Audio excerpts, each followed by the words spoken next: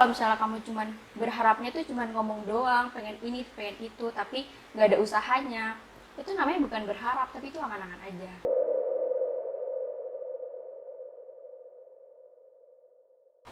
Assalamualaikum warahmatullahi wabarakatuh. Hai Sobat Salik, kembali lagi nih di podcast Catatan Salik. Sama saya di sini, tentu aja aku hari ini nggak sendiri. Hari ini aku bakal sharing dan ngobrol bersama Alvina. Hai. Kita bakal sharing tentang hal yang mungkin kita sering sadari, cuma kita sulit membedakannya nih antara harapan dan angan-angan. Nah, kita langsung aja tanya pertanyaan dasar aja. Sebenarnya membedakan antara dua hal ini tuh apa, Pi? Nah, jadi gini Kak, harapan dan angan-angan itu adalah dua hal yang berbeda. Nah, bedanya apa sih? Dalam salah satu skrip Al-Hikam dijelaskan bahwa ar-roja'u makoronahu amalun wa illa fahuwa umniyatun. Artinya gini, yang namanya roja atau rasa harap itu harus dibarengi dengan action.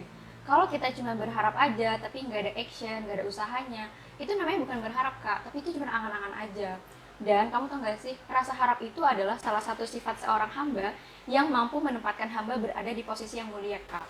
Dan rasa harap juga bisa membangkitkan semangat kita dalam melakukan aktivitas yang esensial. Karena barang siapa yang mempunyai rasa harap, maka dia akan mengejarnya. Dan barang siapa yang tidak mempunyai rasa harap, pasti dia akan meninggalkannya. Jadi kalau kamu punya suatu harapan, pasti kamu akan melakukan apapun kan untuk menggapai harapan itu. Tapi kalau misalnya kamu cuman berharapnya tuh cuman ngomong doang, pengen ini, pengen itu, tapi nggak ada usahanya, itu namanya bukan berharap, tapi itu angan-angan aja. Oke, kita dapat ya nih poin utamanya antara angan-angan dan harapan itu yang membedakan adalah actionnya teman-teman. Jadi kalau misalnya kalian cuma ngomong-ngomong doang, cuma berharap-harap doang, tapi nggak ada nih untuk realisasinya, itu sama aja angan-angan aja ya Pi. Iya, gimana? Kalau emang tekad kamu kuat, harapan kamu emang pengen banget kamu gapai, ya harus dibarengi dengan usaha gitu ya. Nah, boleh dirinci nggak sih, Pi, sebenarnya ciri-ciri orang yang emang punya harapan dan yang angan-angan doang nih? Nah, tadi kan aku bilang ya bahwa rasa harap itu harus dibarengi dengan action. Jadi ciri-ciri orang yang mempunyai harapan, yang pasti dia ada usahanya, ada actionnya, dan orang yang punya rasa harap itu aktivitasnya adalah aktivitas yang soleh, Kak. Dalam surat Al-Asr dijelaskan bahwa Bismillahirrahmanirrahim, wal asr innal insana lafi khusr illal ladzina amanu wa amilus solihati wa tawassaw bil haqqi wa tawassaw bis sabri. Demi masa sesungguhnya manusia itu berada dalam kerugian kecuali orang-orang yang beriman dan mengerjakan kebajikan. Nah, di sini yang kita garis bawahi adalah mengerjakan kebajikan. Jadi orang yang mempunyai rasa harap pasti aktivitasnya adalah aktivitas yang kebaikan, Kak. Nah, kamu tahu nggak sih, kalau misalnya ada orang yang bilang gini, aku pengen ngaji deh, pengen ngejar ketertinggalan dari teman-teman, pengen ngamalin banyak ilmu, pengen bersama orang-orang yang berilmu, tapi dia cuma ngomong doang Kak, harapan dia nggak dibarengi dengan amal. Bahkan dia masih males-malesan, dan yang lebih parah lagi, di saat bersamaan dia masih melakukan maksiat. Nah, itu namanya bukan harapan, tapi itu angan-angan aja. Dan biasanya orang yang kayak gitu itu tertipu dengan harapan palsu yang suka bawa-bawa Allah. Biasanya kata-katanya gini, maafikol bigoirullah, tidak ada yang ada di hatiku selain Allah. Nah, sebenarnya kata-kata itu nggak salah ya. Yang salah adalah ketika kita mengklaim bahwa tidak ada yang ada di hati kita selain Allah, tapi perbuatan kita nggak mencerminkan perkataan kita sendiri. Itu yang salah. Dan bahkan malah perbuatan kita malah condong ke hal-hal yang sifatnya goirullah gitu, yang selain Allah. Maka itulah yang salah. Harusnya kalau kita berani mengklaim bahwa tidak ada yang ada di hati kita selain Allah, harusnya kita mampu dong mempertanggungjawabkan apa yang udah kita katakan. Betul. Oke, berarti gini aja ya, Pi, contoh kecilnya misalnya kita tuh mau nonton bioskop nih. Cuma kita itu nggak beli tiketnya, bahkan males jalan, ya otomatis tujuan nonton bioskop itu pun nggak bakal terrealisasi karena kita cuma pengen-pengen doang gitu loh. Apalagi untuk tujuan besar seperti menjadi, misalnya harapan kita menjadi penduduk sorga, tapi kita nggak dibarengi dengan ibadah dan mendekatkan diri pada Allah, ya sama aja gitu. Maksudnya itu hanya angan-angan dan omong kosong doang gitu ya, Pi ya. Nah, tadi disebutin dalam surat Al-Asr ya, Pi ya. Nah, berarti angan-angan doang ini nggak boleh berarti ya, Pi? Iya, nggak boleh. Sebenarnya apa sih konsekuensinya, Pi? Nah, kamu tahu nggak sih Kak, Allah itu mencela suatu kaum yang punya harapan sama Allah, tapi dia juga masih melakukan maksiat. Tapi dia juga berharap untuk diampuni sama Allah. Dan itu adalah generasi yang paling buruk dari manusia. Nah, ini dijelaskan di surat Al-A'raf ayat 169. Bunyinya gini. A'udzubillahi minasyaitonirrajim. Bismillahirrahmanirrahim.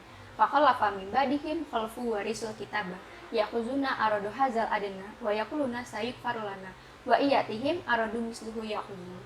Nah, ayat ini tuh menjelaskan tentang ada suatu generasi yang baik, kemudian datang generasi yang buruk, yang mereka ini lebih tertarik dengan harta benda duniawi daripada sama Allahnya. Tapi mereka juga berharap untuk diampuni sama Allah. Mereka bilang, Sayyid Farulana, kami akan diberi ampun. Nah, padahal kalau misalnya mereka diberikan harta benda sebanyak apapun, mereka akan mengambilnya juga. Nah, jadi orang yang hatinya condong ke dunia, maka aktivitasnya juga pasti akan condong ke dunia. Nah, hal ini juga dijelaskan di surat Maryam ayat 59 dan 60. Bunyinya gini. A'udzubillahi minasyaitonirrajim. Bismillahirrahmanirrahim.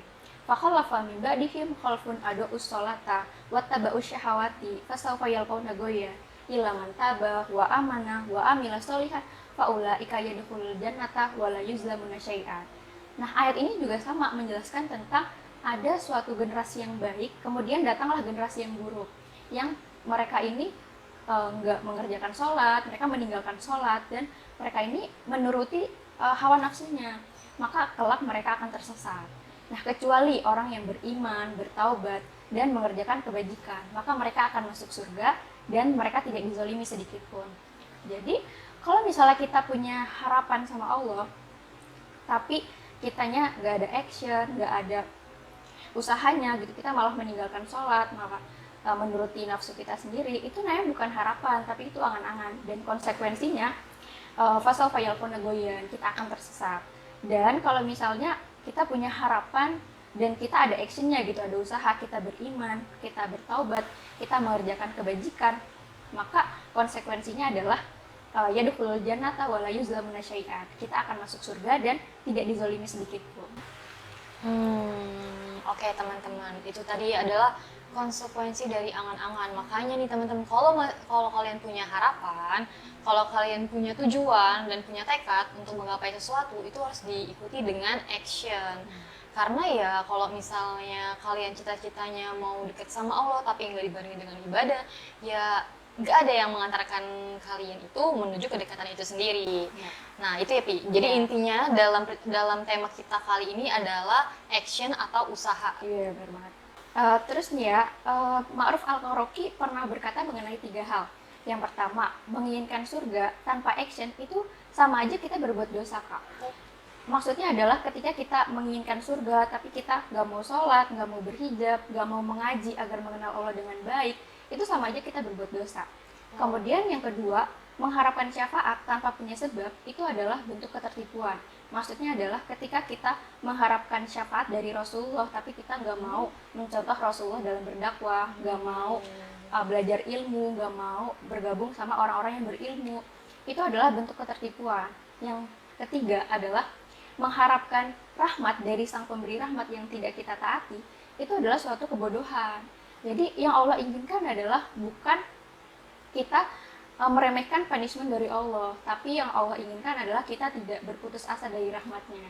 Harusnya kita berharap dengan melahirkan kerja keras, aksi nyata, daya juang, karya yang sehingga kita bisa menggapai harapan itu, Kak. Tuh.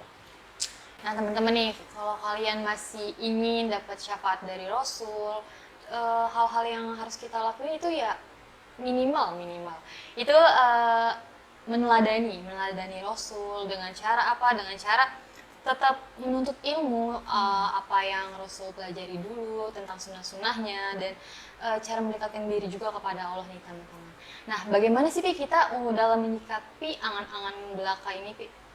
Nah, ada suatu kaul nih, Kak, bunyinya gini, barang siapa yang menganggap berharap kepada Allah sambil maksiat adalah perbuatan yang benar, maka dia dianggap seperti jualan di kuburan, itu kan nggak laku ya, atau enggak menyalakan api di dalam laut, itu sia-sia kan? Iya.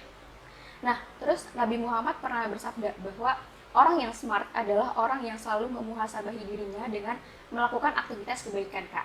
Dan orang yang lemah adalah orang yang selalu menuruti selera dirinya. Mereka berharap dengan angan-angan belaka aja gitu. Dan kalau misalnya kita berharapnya itu cuman dalam benak kita aja, asyik dalam pikiran, gak mau bergerak, gak mau capek gitu, gak berusaha, itu namanya bukan harapan, tapi itu angan-angan. Dan angan-angan justru membuat kita tertipu, terperdaya, dan terjerumus dalam dosa dan kemaksiatan. Karena setan itu bentuk tipu daya setan, salah satunya adalah menanamkan angan-angan pada diri kita. Makanya Allah selalu memerintahkan kita untuk tidak pernah berputus asa dari rahmatnya gitu. Nah, Al-Hasan pernah berpesan bahwa hati-hatilah kamu dengan angan-angan palsumu, karena hal itu bisa menjadi lembah curam kebinasaan bagimu karena telah kurang ajar dengan Allah.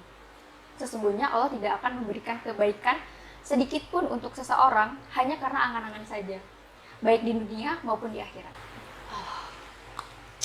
Oke, Pi, kita tarik poinnya aja, berarti intinya ada perbedaan antara harapan dan angan-angan adalah harapan itu dipenuhi oleh dan dijembatani oleh usaha-usaha kita ya. Kalau angan-angan itu kalau misalnya kita terperdaya oleh angan-angan yang ditanami oleh setan, itu bisa membuat kita tuh ya cuma berhayal-hayal doang, tapi kita tuh nggak bangun dan nggak menjalani apa yang seharusnya kita usahakan untuk menggapai harapan kita.